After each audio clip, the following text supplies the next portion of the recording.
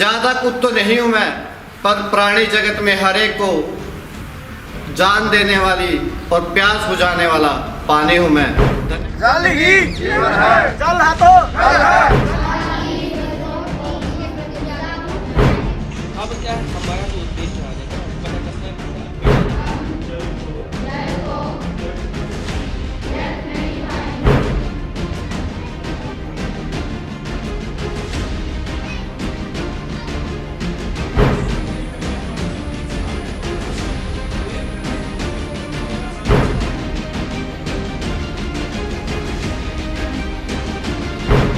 दिसंबर 2019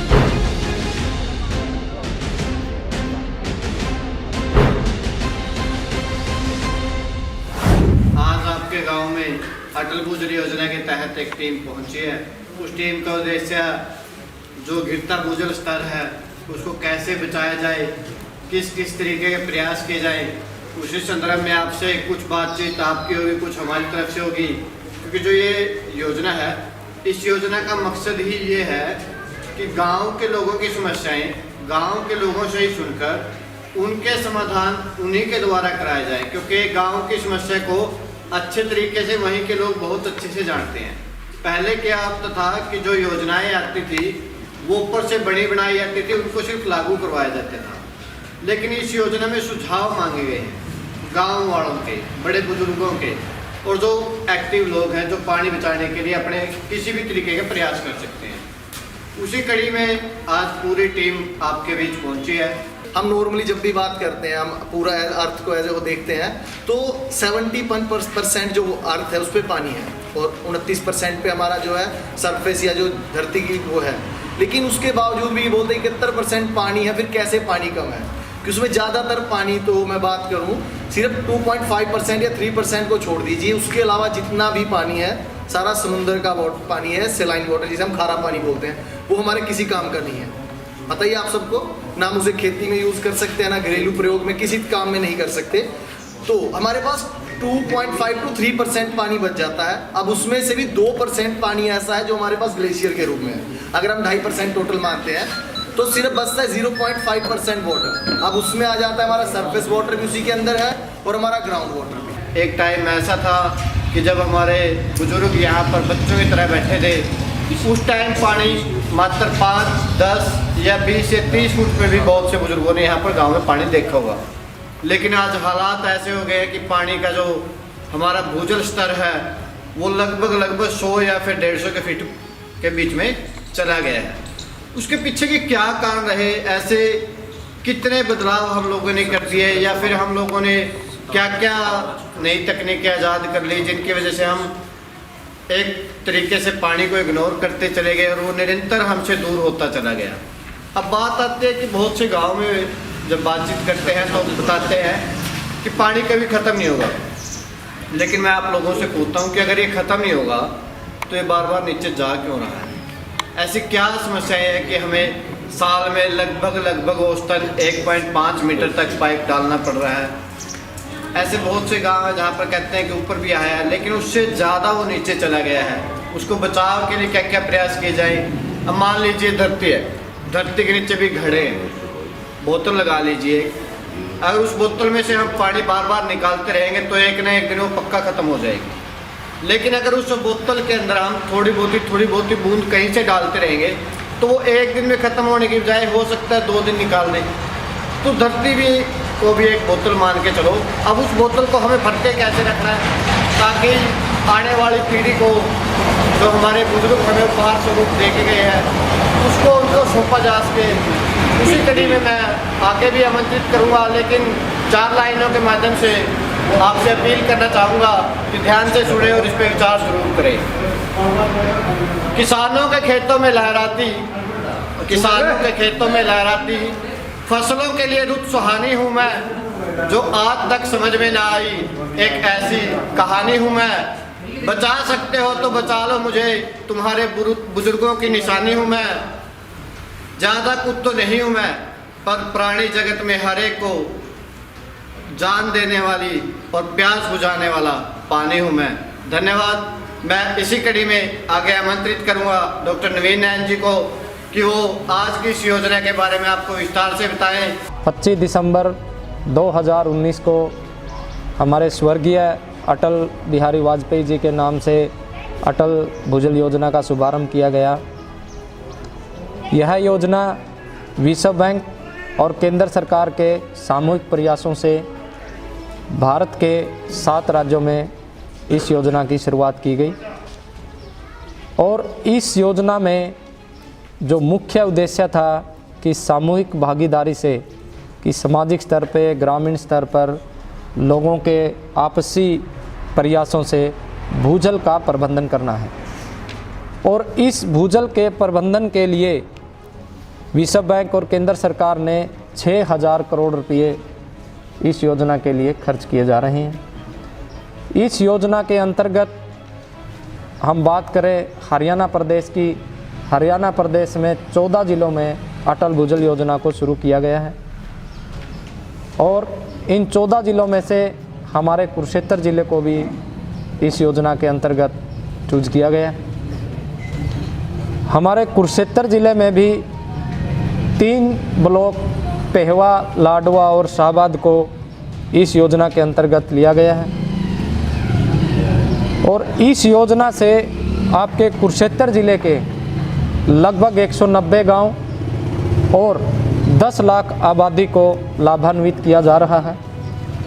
इस योजना के अंतर्गत ग्रामीण स्तर पर तालाबों की साफ़ सफाई और उनका निर्माण, किसान भाइयों को सूक्ष्म सिंचाई योजनाएं जैसे कि फुहारा खेती और टपका विधि द्वारा हम जो पानी बचा सकते हैं उस पर काफ़ी अच्छी सारी सब्सिडी दी जा रही है।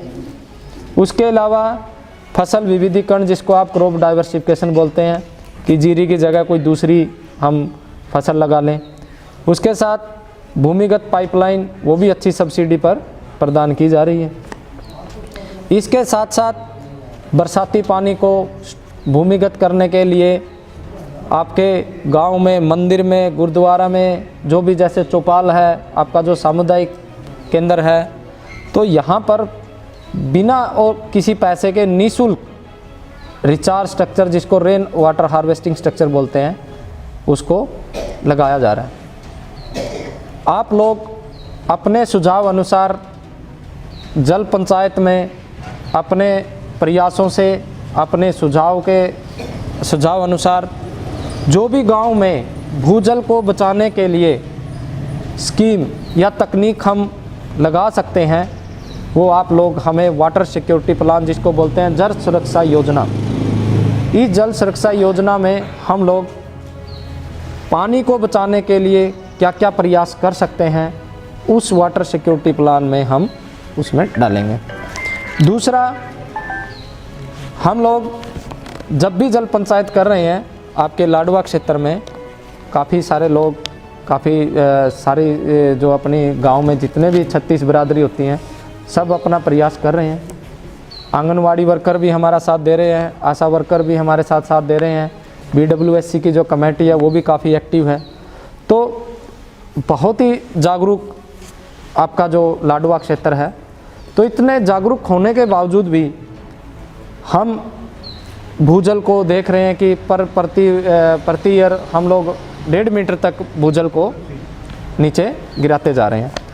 तो इसी का प्रबंधन हमें निकट भविष्य में करना है, मिलजुल कर प्रयास करना है। तो मैं उम्मीद करता हूं कि आपके गांव और आपके ब्लॉक में ऐसी स्थिति ना आए कि हमारे आने वाली पीढ़ी को भूजल ना मिले। तो मैं इन्हीं शब्दों से अपने भाषण को विराम देता हूं, अपने शब्दों को विराम देता हूं कि हम लोग मिलजुल कर भूजल को सुधारने के लिए और उसके प्रबंधन के लिए मिलजुल कर प्रयास करें। मकान बनाए, ठीक है जी। जहाँ इनका पक्की थी, आज की जगह कच्ची थी, उसमें मरम्मत कहीं लेना नहीं पड़ा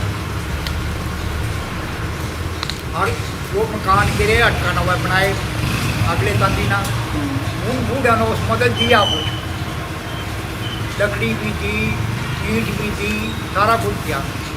अरीब जो अगले बनाने वाला है ना, जो इन गिरेंगे ना अटका, इन बहुत लागत ला का इसमें बाहर गिरना लंबा कोई काम वाले ना किया।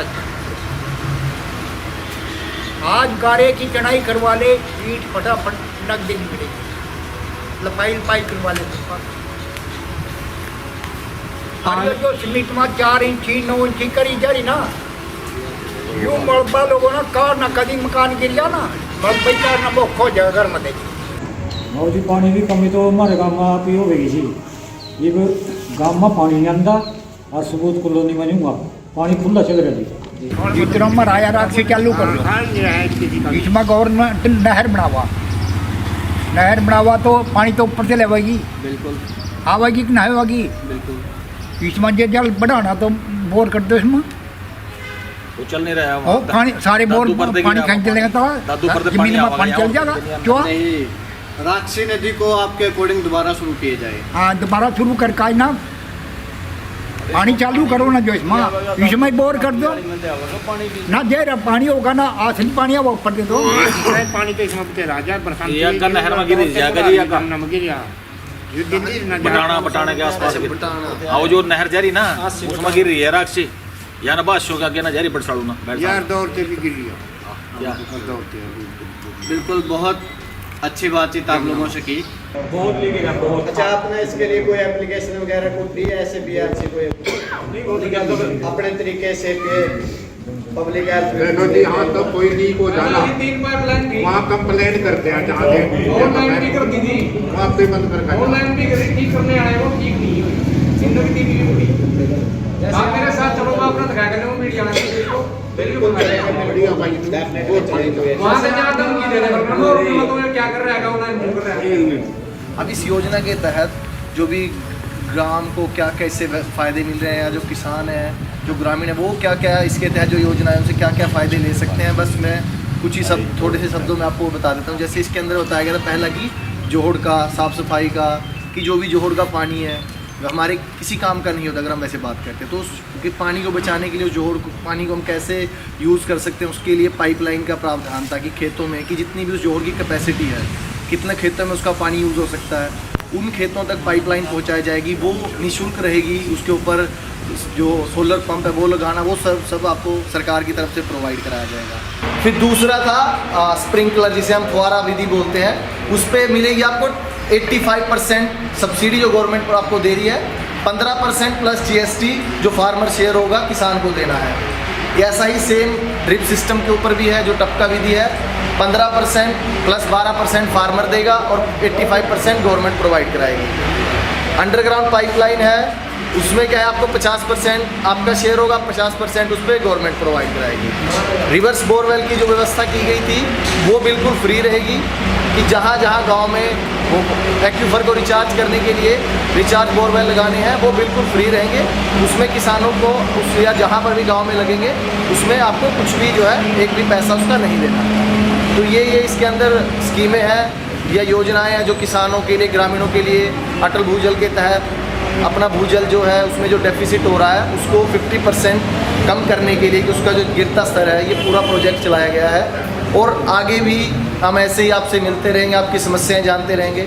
जैसे हम सब भारत के नागरिक यह शपथ लेते हैं कि हम पानी को व्यर्थ नहीं बहाएंगे और इसको बचाने के लिए हर संभव प्रयास करेंगे तथा दूसरों को भी इसके लिए प्रेरित करेंगे।